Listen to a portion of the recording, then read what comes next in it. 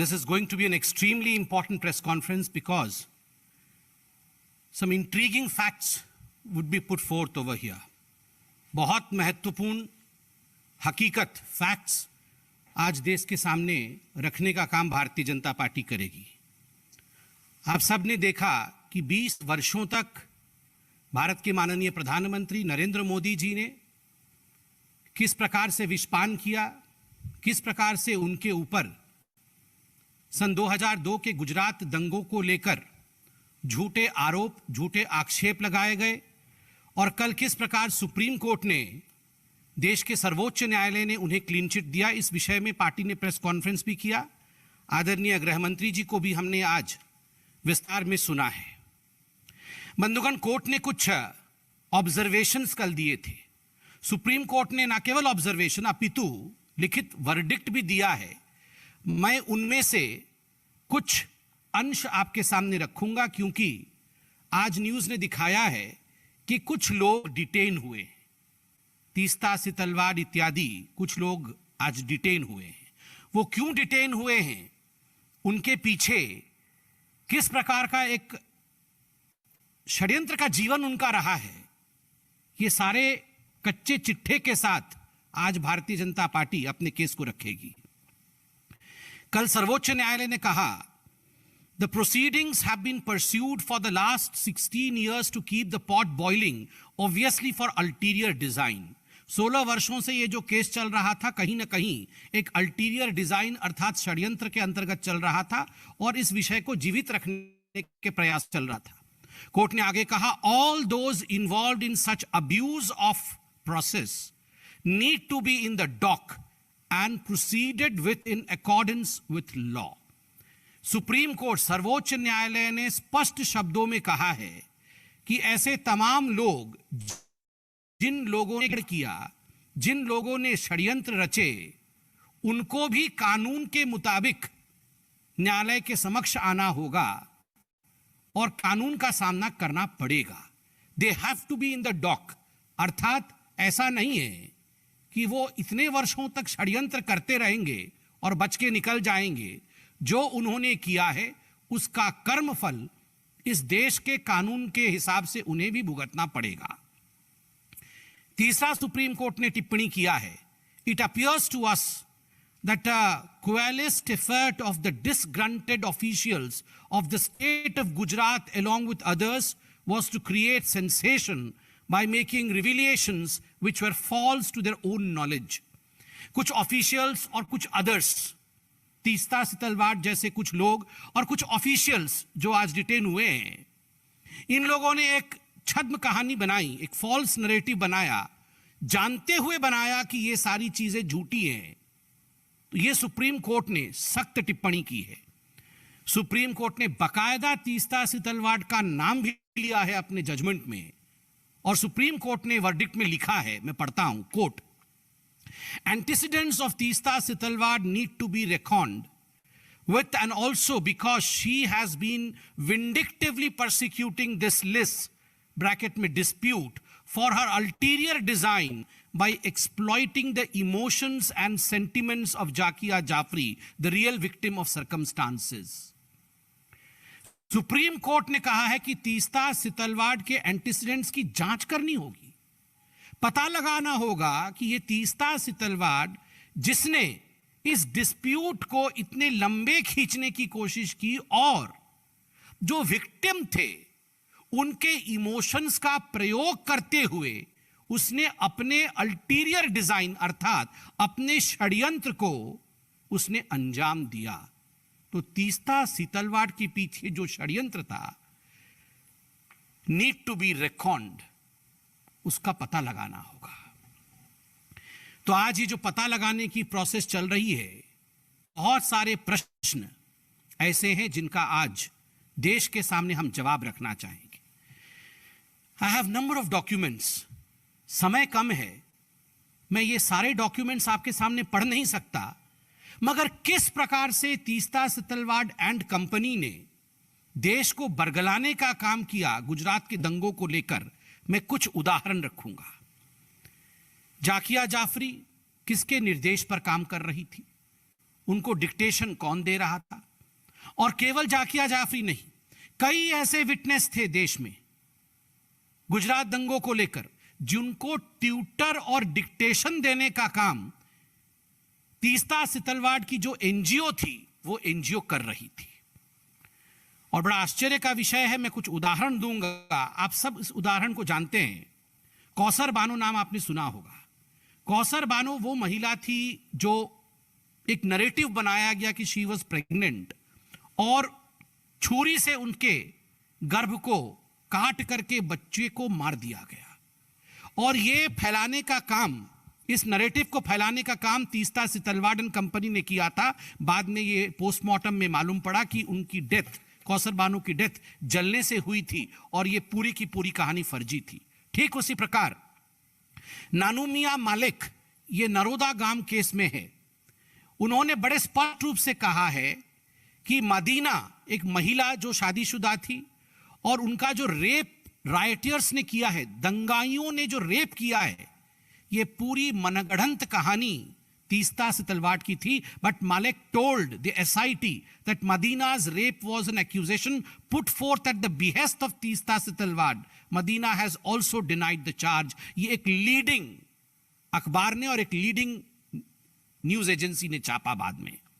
ठीक उसी प्रकार आप देख सकते हैं बेस्ट बेकरी केस में यासीम बानू शेख, ये एक प्राइम प्रोसिक्यूशन विटनेस जो बेस्ट बेकरी केस में, उन्होंने अपने एफिडेविट में 2010 में चीफ जस्टिस मुंबई को लिखा स्पष्ट रूप से कि तीस्ता सितलवाड़ ने मुझसे फॉल्स टेस्टिमनी जबरदस्ती लिया, मुझे पैसे का प्रलोभन देकर और मुझे मिसगाइड करके, बाई ल्यूरिंग एंड मिसगाइडिंग मी।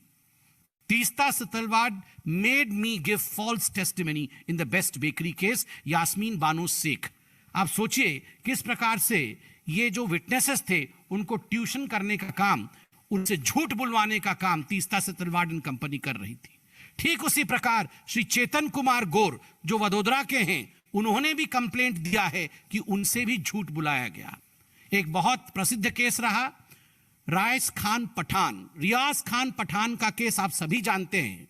रियाज खान पठान ने भी, जो कि पहले तीस्ता सितलवाड़ के एम्प्लॉय थे, वो तीस्ता सितलवाड़ की एनजीओ में काम करते थे, उन्होंने 2010 में कमिश्नर ऑफ पुलिस अहमदाबाद को एक कंप्लेंट लिखा जिसमें उन्होंने कहा almost all affidavits filed in the Supreme Court and various other courts were prepared by Teesta Sitalwad on behalf of the witnesses, and he used to send his fully prepared affidavits to him in his email accounts for notarization from the respective witnesses. Witnesses were not allowed to take copy of these affidavits. Employee थे पठान तीस्ता सितलवाड़ के, और वो कहते हैं कि झूठे affidavit बना के, विटनेसेस के झूठे एफिडेविट बनाकर उनसे हस्ताक्षर लिए जाते थे और उसकी एक प्रति, एक कॉपी तक विटनेस को नहीं दिया जाता था ताकि विटनेस जान न सके कि उससे क्या स्टेटमेंट लिया गया है। जाहिद खादरी केस, जाहिद खादरी जो कि मुस्लिम समाज में एक प्रतिष्ठित व्यक्ति थे और जिनके लड़के की हत्या हुई थी दंगों के दौरान, अनफॉर्चुनेट, उन्होंने खुद कंप्लेन करके कहा है कि किस प्रकार से Teesta Setalvad misguided poor Muslims in the name of religion and collecting money in the name of helping riot victims. खुद कहते हैं जाहिद कादरी एक चिट्ठी में कि गरीब मुसलमानों को झूठ बोल करके उनसे पैसे ऐंठने के चक्कर में किस प्रकार झूठे काम तीस्ता सितलवाड़ के एनजीओ ने कराए हैं, ये खुद आपके सामने ये चिट्ठियां प्रस्तुत मैंने किया है। अब केवल यही पक्ष नहीं था कि तीस्ता सितलवाड़ विटनेसेस को मिसगाइड कर रही थी, बिना विटनेसेस के जाने उनके एफिडेविट सबमिट कर रही थी और न्याय प्रणाली पर चोट कर रही थी। आपको जान के आश्चर्य होगा कि तीस्ता सितलवाड़ की जो दो एनजीओ, तीस्ता सितलवाड़ और उनके पति जावेद, इनके दो एनजीओ थे। इन दोनों एनजीओ ने, एक एनजीओ का नाम है Citizen for Justice and Peace और दूसरे एनजीओ का नाम है सबरंग ट्रस्ट। इन दोनों एनजीओ ने जिस प्रकार का गबन का काम किया है वो जान के आप सिहर उठेंगे। और अब जो भी मैं स्टेटमेंट पढ़ूंगा आप देख सकते हैं, क्रिमिनल मिसलेनियस एप्लीकेशन नंबर भी है 2014 का। ये पूरा का पूरा हाईकोर्ट का केस में पढ़ने वाला हूं, in the high court of Gujarat at Ahmedabad. ये हाईकोर्ट का केस में पढ़ूंगा, क्या टिप्पणी हाईकोर्ट ने की है। Money which was meant for the poor and the needy have been misappropriated by the applicants for their own materialistic pleasure, भौतिक आनंद के लिए, and comfort.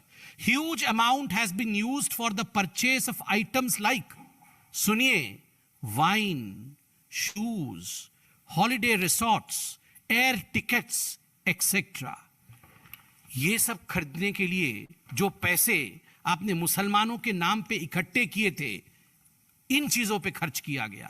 Page number 26, brief detail of purely personal expenditure made by petitioner number 2 from the funds of Sabrang trust. ये petitioner number 1 और 2 तीस्ता सितलवाड़ और जावेद दी है।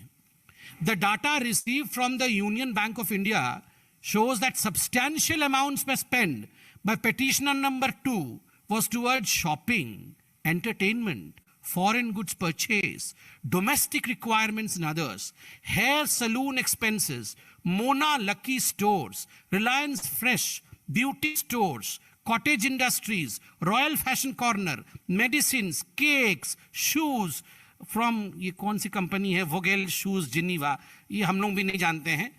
मतलब कुल मिलाकर के करोड़ों खरबों रुपए गरीबों के नाम पे आप कलेक्ट करिए और इन करोड़ों रुपए को अपने ऐशो आराम के लिए उड़ाएं। ये हम नहीं कह रहे हैं, ये कोर्ट कह रही है। Paragraph number 8, page number 37, high court. The statements of the 13 witnesses recorded till date clearly indicate that not a single rupee is received by them towards financial aid or rehabilitation or construction of museum. Museum बनाने के नाम पे Gulberg society, जिसके विषय में आज ये चर्चा हो रहा है, उनके बासिंदों से हस्बैंड वाइफ तीस्ता सितलवाड़ और जावेद जी ने पैसे इकट्ठे किए और उन पैसों का क्या किया? क्या वहां म्यूजियम खोला? क्या गुलबर्ग सोसाइटी के लोगों को एक अठन्नी चवन्नी देकर उनकी मदद की? नहीं। The statements of the 13 witnesses recorded till date clearly indicate that not a single rupee is received by them towards financial aid or rehabilitation or construction of museum. Investigations has revealed that it is only after the publication of interviews, photographs, articles relating to Gujarat riots, and more particularly after the massive campaign in 2008 onwards for collecting funds for establishment of Museum of Resistance for the Gulbarg Society, that funds started flowing into the two NGOs in crores, 44% of which in the Sabrang Trust and 35% of the CJP have been transferred to their personal accounts. ये पैसे गरीबों से लेकर के personal account में गए। आप सोच के देखिए। और मैं आपको बता दूं, 2010 से लेकर 2013 के बीच में ये सबरंग ट्रस्ट को सोनिया गांधी जी के कहने पर तत्कालीन यूपीए की सरकार ने और पर्टिकुलरली एचआरडी मिनिस्ट्री ने एजुकेशन के नाम पे लगभग 1.4 करोड़ रुपया दिया था। और आपको जान के आश्चर्य होगा, एजुकेशन पे खर्चा करना था, मगर ये लगभग 1.5 करोड़ रुपए जो सोनिया गांधी जी के कहने पर दिया गया था तीस्ता सितलवाड़ को, तीस्ता सितलवाड़ ने पैम्पलेट, मोदी जी के खिलाफ पैम्पलेट बांटने में, हिंदुस्तान को बदनाम करने के लिए, वो भी सब मैं पढ़ूंगा अभी कि किस प्रकार पाकिस्तान गए हैं उस पैसों से, पाकिस्तान में जाकर वहां उन्होंने इंडिया के खिलाफ बदनामी का काम किया है, ये सब भी बताऊंगा। कोर्ट अंत में कहती है, आपको जान के आश्चर्य होगा, have gone through the materials on record, जज साहब कहते हैं, have gone through the materials on record, I have noticed something very shocking and at the same time extremely sad. मैं बहुत दुखी हूं, ये जज कहते हैं, बहुत शॉक्ड हूं। There are serious allegations against the applicants of misuse and misappropriation of huge amount received by them through various donors. The money which should have gone to the poor and the needy appears to have been prima facie misused for their personal pleasure and comfort. Although in the course of lengthy arguments, it was vehemently submitted that the applicants are ready and willing to cooperate with the investigation, yet I have noticed that there is no cooperation worth the name. It is only after the arguments, etc., etc. आप सोच के देखिए कि अपने व्यक्तिगत भौतिक मजे के लिए वाइन, चप्पल, जूते, इन चीजों के लिए किस प्रकार से तीस्ता सितलवाड़ और कंपनी ने ये पूरे पैसे उड़ाए हैं और क्या क्या काम किया है। आज फाइल समाप्त नहीं होगी, इतनी मोटी है। 20 साल से ये सत्य भी इकट्ठा होता जा रहा है। आपको जान के आश्चर्य होगा कि ये तीस्ता सितलवाड़ अकेली नहीं थी। Who was the driving force behind Teesta Setalvad? ये जो लोग, जिन लोगों ने न्याय प्रणाली के साथ धोखा किया, ये जो लोग जिनकी अल्टीरियर डिजाइन्स थे, जिनके विषय में कल सख्त टिप्पणी सुप्रीम कोर्ट ने किया है, इसके पीछे ड्राइविंग फोर्स कौन था? Who was the driving force? Sonia Gandhi and the Congress party. मैं सोनिया गांधी क्यों कह रहा हूं? Why was Sonia Gandhi the driving force? आप सभी जानते हैं कि सोनिया गांधी जी की जो एनएसी थी, जो एक्स्ट्रा कॉन्स्टिट्यूशनल बॉडी जो सोनिया गांधी ने बनाया था, नेशनल एडवाइजरी काउंसिल, उसकी एक सदस्य तीस्ता सितलवाड़ भी थी। और बंधुगण, सोनिया गांधी जी ने तीस्ता सितलवाड़ जी से स्पेशल आग्रह किया था कि जो communal violence bill, prevention of communal and targeted violence, access to justice and reparations bill 2011, इसमें तीस्ता सितलवाड़ बढ़ चढ़ के भाग ले और उसको ड्राफ्ट करने में मदद करे। आपको क्या लगता है, ये करोड़ों रुपए का गबन, झूठ, फरेब, जब तक कि फर्स्ट फैमिली का सपोर्ट ना हो, जब तक कि सरकार का सपोर्ट ना हो, यह संभव था क्या? बिल्कुल नहीं। बंधुगण, आरबी श्री कुमार, पूर्व डीजी गुजरात के, उनका नाम भी आया है। आप सब जानते हैं, अभी चंद दिनों पहले सुप्रीम कोर्ट में एक बहुत महत्वपूर्ण केस चला जिसने हम सबको शर्मसार किया, इसरो के एस्पियोनाज केस के विषय में।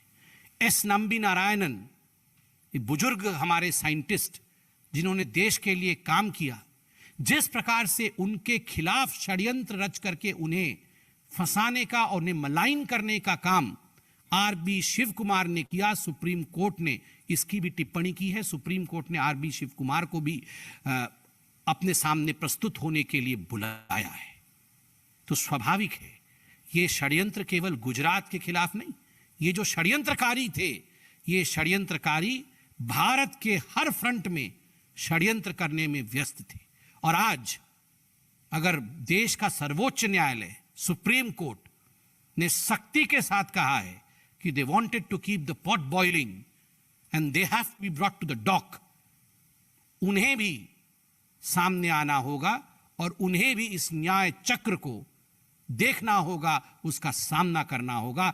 इसलिए बंधुओं, अंत में सिर्फ इतना ही कहूंगा कि नरेंद्र मोदी जी के इतने बड़े पब्लिक लाइफ से, मोर देन 20 इयर्स जो पब्लिक लाइफ उनकी है, पूरे इस पब्लिक लाइफ में Narendra Modi ji was under scrutiny. फंसाने, डराने, धमकाने, झूठे एलिगेशंस में फंसाने की चेष्टा उन्हें की गई। एक पल भी प्रधानमंत्री नरेंद्र मोदी जी धैर्यच्युत नहीं हुए, कभी भी धीरज नहीं खोया उन्होंने। और he had complete faith in the system, judiciary में कंप्लीट फेथ दिखाया। कभी एक भारतीय जनता पार्टी के कार्यकर्ता को नहीं कहा कि एसआईटी के बाहर आके टायर जलाओ और यहां दंगा करो। ऑपोजिशन से आज यही गुजारिश है कि now it is your turn to face the truth, because remember, truth has this uncanny habit of showing up its head. कभी ना कभी सत्य सामने आकर ही रहता है। सत्य को छिपाया नहीं जा सकता, सत्य को मिटाया नहीं जा सकता, सत्य को डराया नहीं जा सकता। बहुत बहुत धन्यवाद बंधुओं। कोई प्रश्न हो इसी विषय पे तो आप पूछ सकते हैं।